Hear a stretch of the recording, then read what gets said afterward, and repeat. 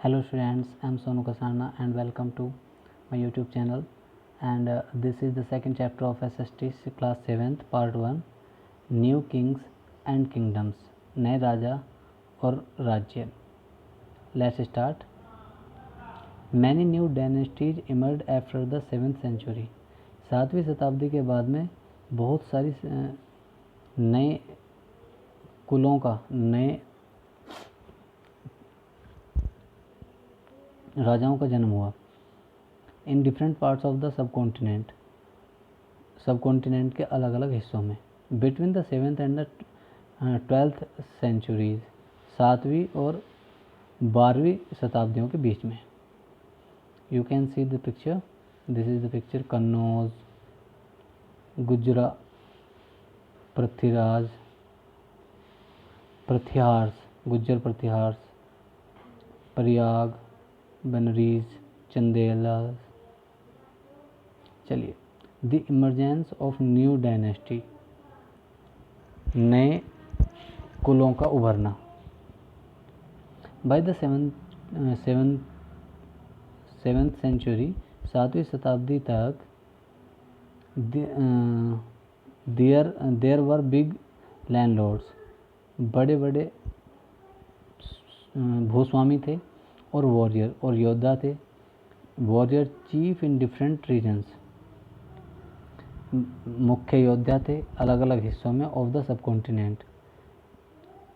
Continent के.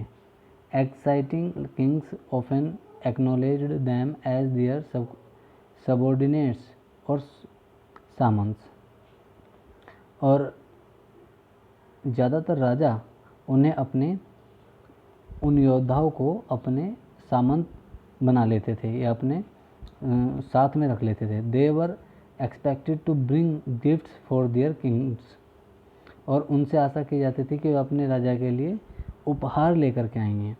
और overlords, या अपने ऊपर वाले अधिकारियों के लिए. Be present at there courts and provide them with military support, और उनके कोर्ट में प्रेजेंट होंगे, उपस्थित होंगे, और उन्हें देंगे मिलिट्री की support. As samanta gained power and wealth, जैसे जैसे सामंतों को शक्ति और धन मिलता गया, they declare themselves to be mahasamanta, उन्होंने अपने आप को महासामंत घोषित कर दिया. महामंडलेश्वर या महामंडलेश्वर कहा. The great Lord of a circle और रीजन, किसी स्थान का सबसे बड़ा स्वामी, सबसे बड़ा ताकतवर स्वामी. एंड सो ऑन, या इसी तरह से कुछ और. Sometimes they asserted their independence from their overlords, और कभी कभी वे अपने ओवरलॉर्ड से अपने आप को इंडिपेंडेंट भी कर लेते थे. Instance was that of the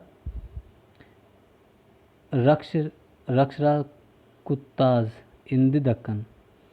उनमें से एक इस तरह का एक इंस्टेंस था, रक्षराकुताज, जो दक्कन में था. Initially they were subordinate to the Chalukyas of Karnataka. पहले वे चालुक्यों के सामंत थे, चालुक्यों के यहाँ काम करते थे कर्नाटक में. In the mid 18th century और 8th सेंचुरी, 8वीं शताब्दी के मध्य में, Dantidurga a Rashtrakuta chief, जो राष्ट्रकूट का चीफ था, overthrew his Chalukya overlord and performed a ritual called Hiranyagarbha, literally the golden bomb. तो जो वो था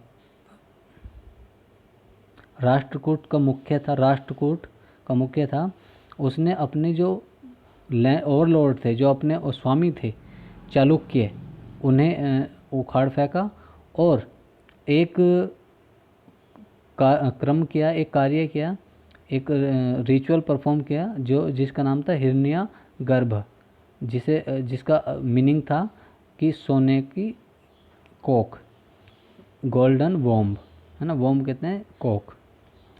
When this ritual was performed with the help of Brahmans, जब ये ब्राह्मणों की सहायता से ये रिचुअल किया गया, संस्कार किया गया, it was thought to lead to the rebirth, it was thought ये सोचा जाता था, to lead to the rebirth की पूर्ण जन्म होता है, of the sacrificers as a Kshatriya, जो सेक्रीफाइस करते हैं, जो अपना बलिदान करते हैं, उनका क्षत्रिय के रूप में फिर से जन्म होता है। Even if he was not one by birth, भले ही वह जन्म से क्षत्रिय न हो। अगर कोई व्यक्ति जन्म से क्षत्रिय भी नहीं है तो उसने अगर अपना सेक्रीफाइस दिया है, अपना बलिदान दिया है, तो उसे फिर से क्षत्रिय जन्म कुल में जन्म लेने का मौका मिलेगा, ऐसी उनकी मान्यता थी।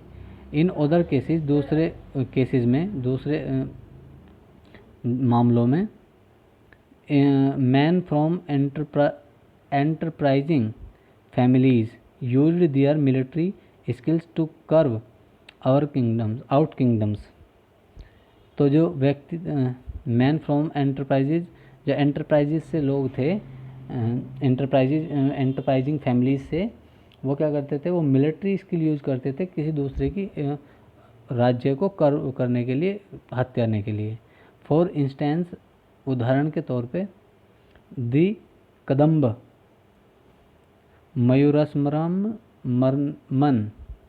मयूरसमन, yes, Mayurasharman and the Gurjara Pratihara Harichandra were Brahman who gave up their traditional professions and took to arms.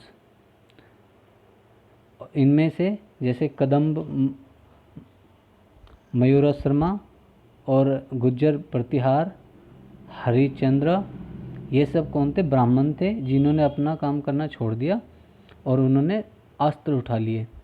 Successfully establishing kingdom इन कर्नाटका, और उन्होंने कर्नाटक में सफलतापूर्वक राज्य को स्थापित किया।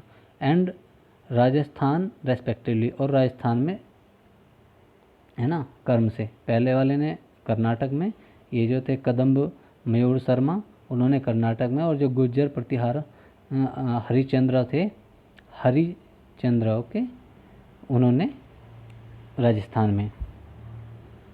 एडमिनिस्ट्रेशंस इन द किंगडम्स, प्रशासन कैसे होता था राज्यों में।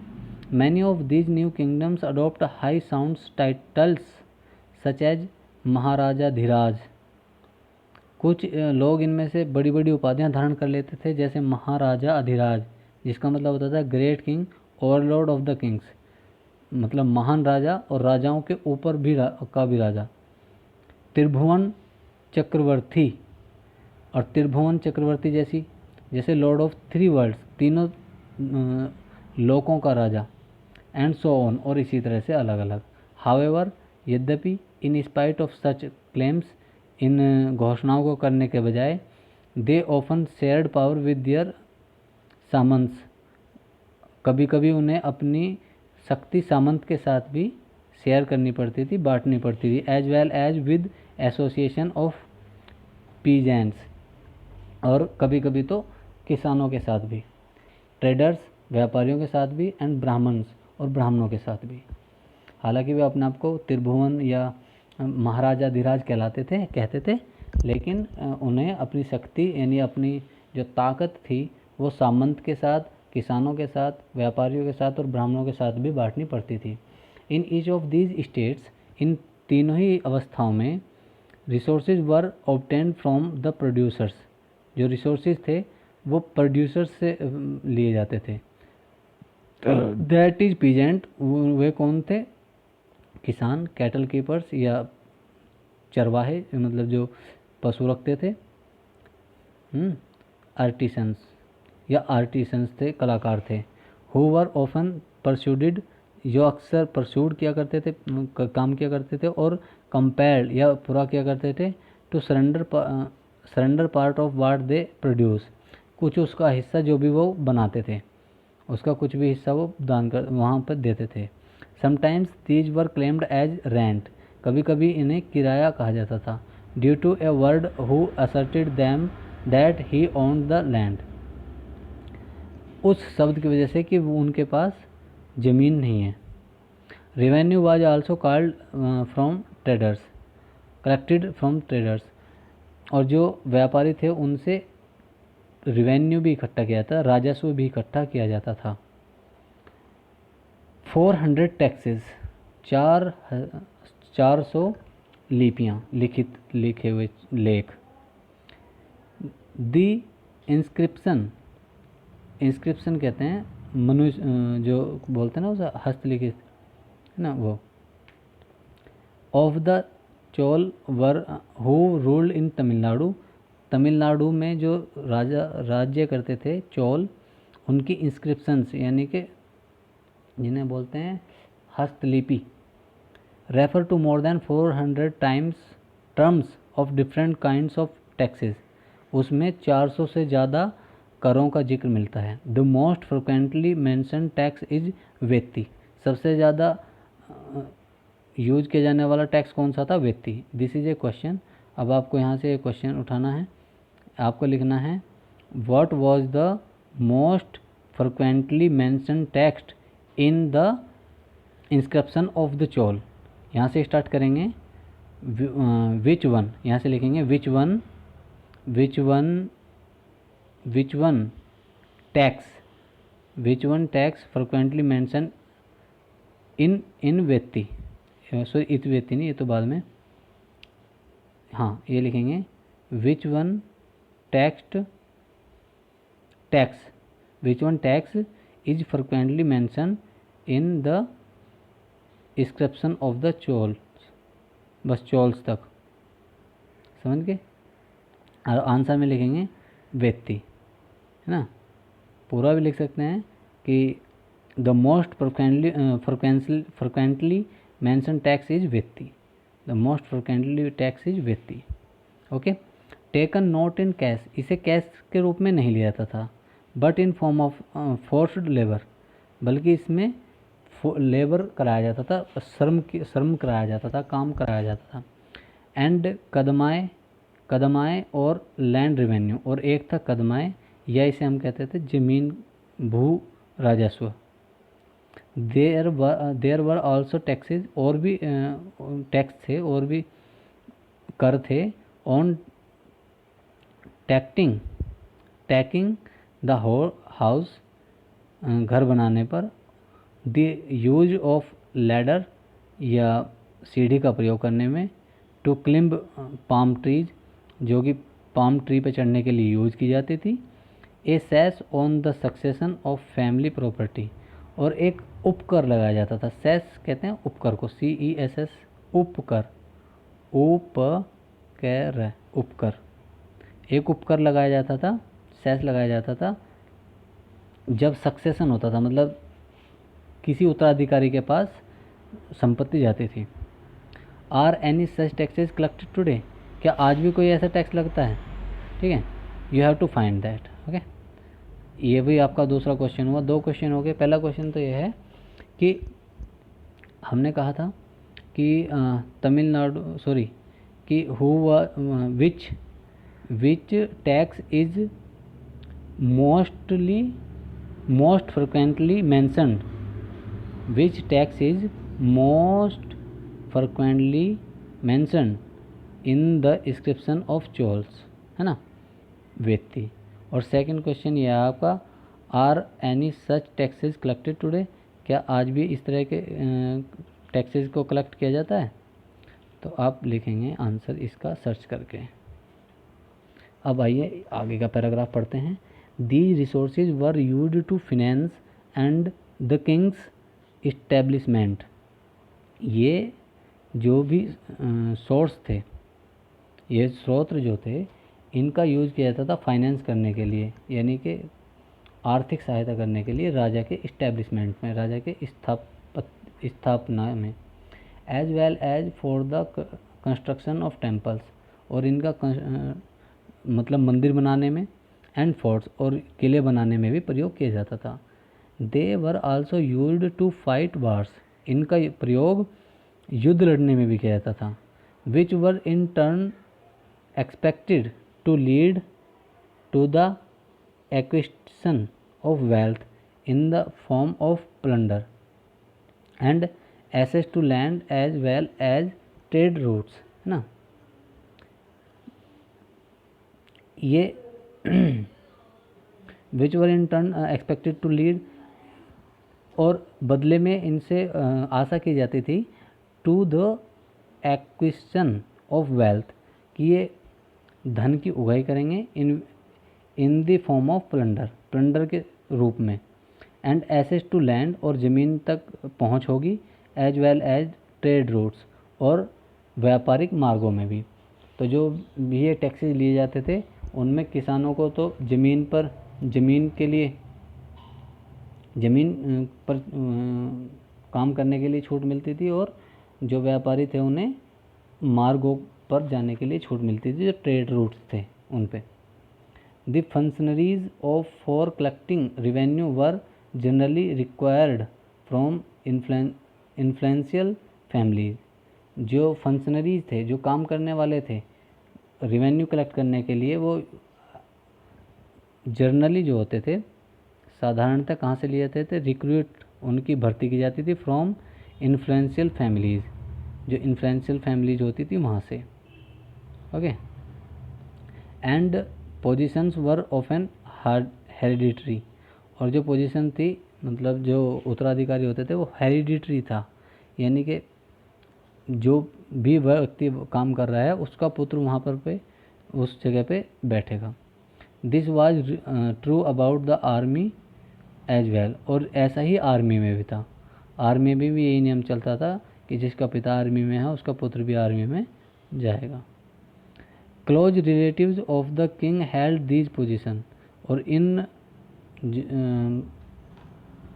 पदों पर राजा के नज़दीकी मित्र और सगे संबंधी बैठे हुए थे। ओके, चलिए एक छोटा सा पैराग्राफ और है, इसे भी कंप्लीट कर लेते हैं। प्रशस्तीज एंड लैंड ग्रांट। प्रशस्ति यानी किसी चीज़ के लिए प्रस्तावित करना, एंड लैंड ग्रांट्स, और ज़मीन पर अधिग्रहण करना। प्रशस्ति कंटेंट्स डिटेल, प्रशस्ति में वो डिटेल होती थी that may not be literary true, जो साक्ष्य रूप से सत्य नहीं थी, but they tell us how rulers wanted to depict themselves. तो ये हमें बताती हैं कि किस तरह से वो अपने आप को व्यक्त करते थे, डेपिक्ट करते थे रूलर्स, शासक, as valiant victorious warriors. For example, उदाहरण के तौर पर वो अपने आप को एक विजित योद्धा के रूप में प्रकट करते थे।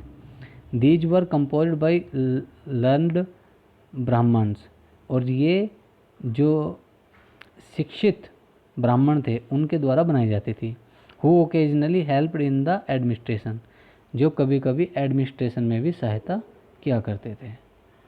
Okay students, thank you, and I have given you at least 3 questions. You have to send their answer to me.